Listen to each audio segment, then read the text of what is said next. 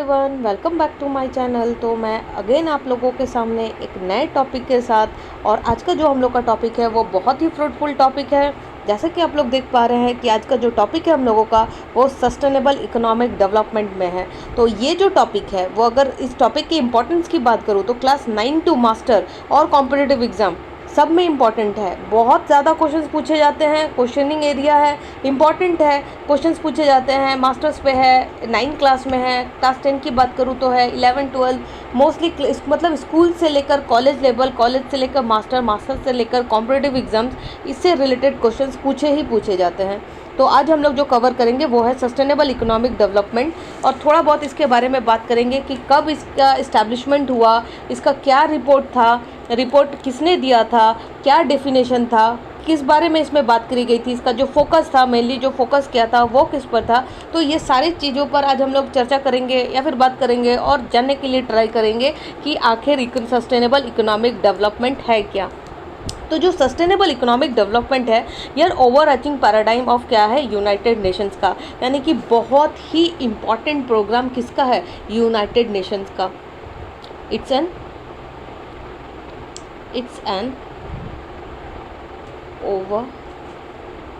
overarching paradigm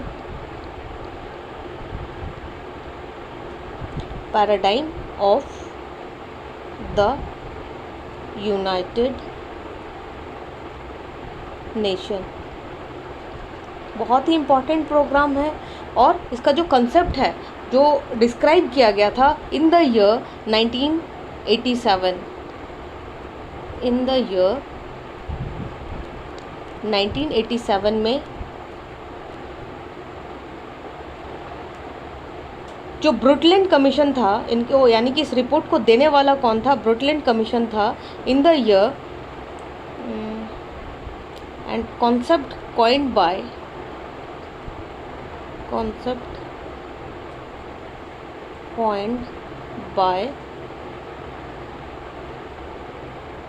ब्रुटलैंड commission.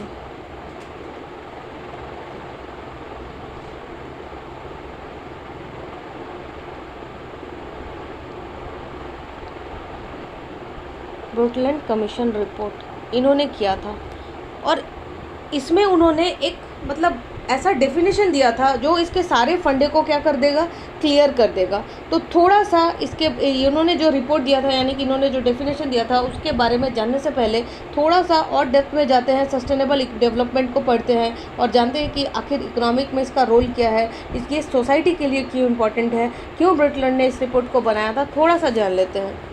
तो जो sustainable development is that process of economic development which aims at maintaining the quality of life of both present and future generation.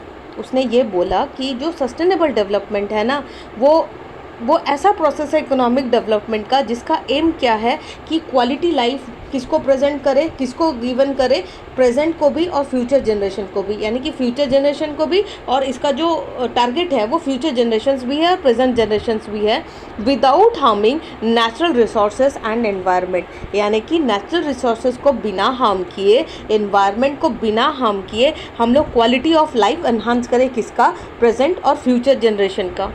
जो economic development में cause excessive exploitation of natural resources, somehow हम लोग natural resources का excessive exploitation कर लेते हैं, excessive mining कर लेते हैं। एक्सेसिव माइनिंग किसका, आयरन का, कोल का, gold, silver, extraction of crude oil में lead to gradual depletion of their stock. और अगर हम लोग एक्सेसिव इसका यूज़ करेंगे तो भाई उसके स्टॉक तो ग्रेजुअली डिक्रीज़ करेंगे ही करेंगे ना, क्योंकि हम लोग उसको एक्सप्लॉइट कर रहे हैं, उसका मिसयूज़ कर रहे हैं। इसलिए तो इतना इंस्ट्रक्शन दिया जाता है, टीवी में एड्स चलाए जाते हैं कि इलेक्ट्रिसिटी को सेव करो, वाटर सेव करो, ग्रीन प्लांट लगाओ। ऐसे क्यों ऐड दिए जाते हैं, ऐसे प्रचार टीवी में क्यों किए जाते हैं, ताकि मोस्ट ऑफ द जो टारगेट ऑडियंस है उन तक ये बात पहुंचाई जाए, ताकि वो क्या करें, इन चीज़ों को सेव करे, ताकि आने वाला जो खुद तो वो यूज़ करे ही करे, जो आने वाला फ्यूचर जनरेशन है उसको भी ये देखने को मिले और वो भी इसका यूज़ कर सके, यानी कि स्टॉक जो है वो खाली ना हो जाए। Smoke and other injurious emissions from factories and transport vehicles often lead to pollution of the environment। और हम लोग जानते हैं कि जो स्मोक है और जितने भी emissions हैं, जितने भी फैक्ट्रीज से, ट्रांसपोर्टेशन से, मतलब जितने व्हीकल्स हैं, बाइक्स हैं, कार्स हैं, सबसे क्या निकलता है? स्मोक निकलता है। और जो स्मोक है वो क्या क्रिएट करता है? पोल्यूशन। और ये पोल्यूशन कहाँ जाता है? एनवायरनमेंट में। तो sustainable development is there for a process of development. इसका जो डेफिनेशन यानी कि बेसिकली जो ब्रुटलैंड कमीशन ने जो डेफिनेशन दिया था वो यही दिया था कि सस्टेनेबल डेवलपमेंट, मैं लिख ही देती हूँ उस डेफिनेशन को तो इजी हो जाएगा। अ प्रोसेस जो इन्होंने दिया था, अ process of development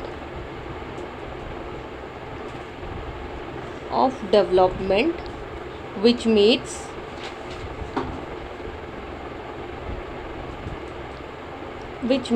the needs of the present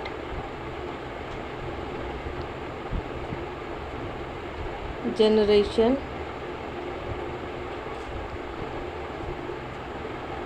without reducing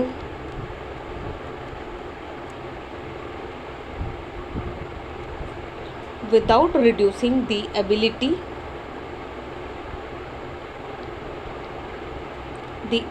of the future generation।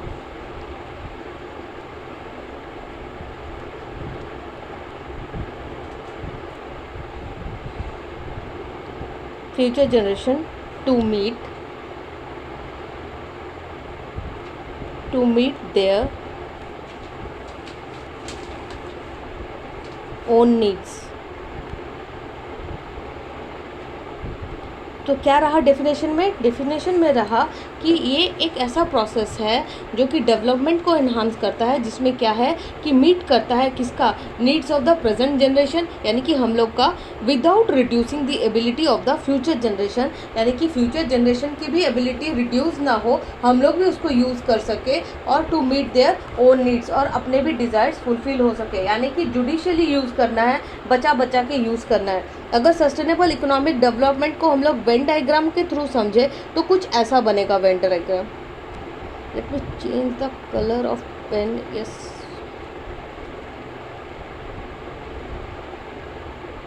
SED which is stand for social economical development, ठीक। और इसको अगर वेन डायग्राम से समझे तो यहाँ पर क्या है? Judicious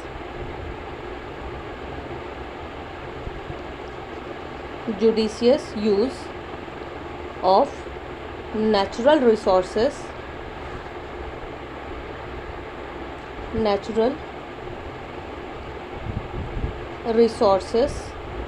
and environment। और यहाँ क्या ले लिया है? Taking care of future generation. और यहाँ मीटिंग द नीड्स, यहाँ लिख लेती हूँ,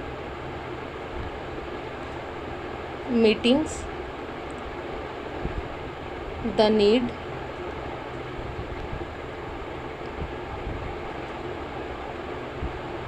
meeting the needs of present generation।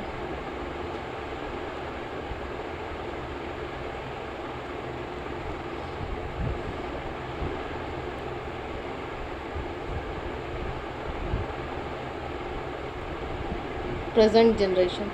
तो वेन डायग्राम के थ्रू भी हम लोग समझ सकते हैं SED को, यानी कि सस्टेनेबल इकोनॉमिक डेवलपमेंट, जो कि पहला इसका क्या टारगेट है कि हम लोग जुडिशियली यूज़ करेंगे किसका?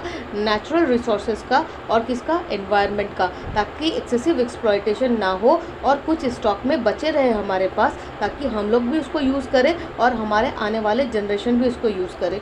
सी इसका नेक्स्ट पॉइंट ही है यही कि taking care of future generation, ताकि फ्यूचर जनरेशन भी उसका क्या कर सके, उपभोग कर सके। इसका जो थर्ड है वो है meeting the needs of present generation, और ऐसा ना हो कि प्रेजेंट जनरेशन इसका उपभोग नहीं कर रहा और आने वाले फ्यूचर के लिए बचा के रख रहा है। नहीं नहीं, ऐसा नहीं है, वो खुद भी इसको यूज़ करे और ऐसा यूज़ करे, जुडिशली यूज़ करे, ताकि वो खुद तो इसका यूज़ करे और आने वाले जो जनरेशन्स है, अपकमिंग जनरेशन, उसको भी क्या करे, फुलफ़िल करे। कुछ ऐसा इसका मतलब डेफिनेशन में गिवन है, और वेन डायग्राम के साथ समझेंगे तो ईजी होगा। और अगर इन शॉर्ट में अगर मैं सस्टेनेबल डेवलपमेंट को फिनिश करूँ या फिर कंक्लूड करूँ तो इसके बारे में यही बोलूँगी। थोड़ा सा पेन का कलर अगेन, यस।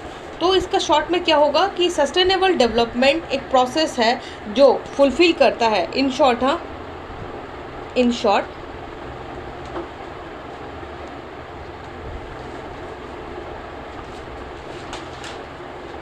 fulfills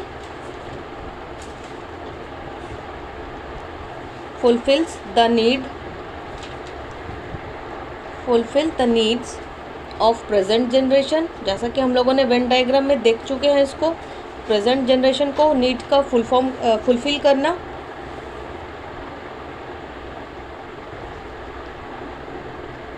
इसका जो सेकंड है वो है without causing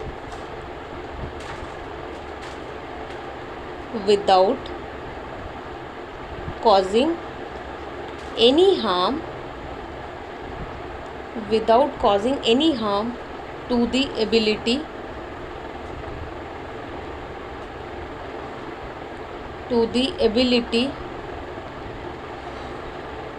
of the future generation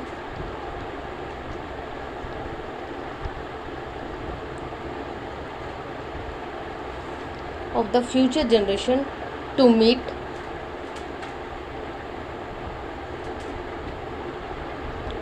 meet their own needs। तो इसको कंक्लूड ऐसे ही किया जाएगा कि जो सस्टेनेबल डेवलपमेंट है वो प्रोसेस है जिसमें क्या फुलफिल किया जाए, needs of present generation, correct. And दूसरा विदाउट कॉजिंग, यानी कि कोई कॉज, बिना कुछ कॉज किए, बिना कुछ हार्म किए, to the ability of the future generations to meet their own needs. So this is all about sustainable development. तो hopefully you like the video. Thank you.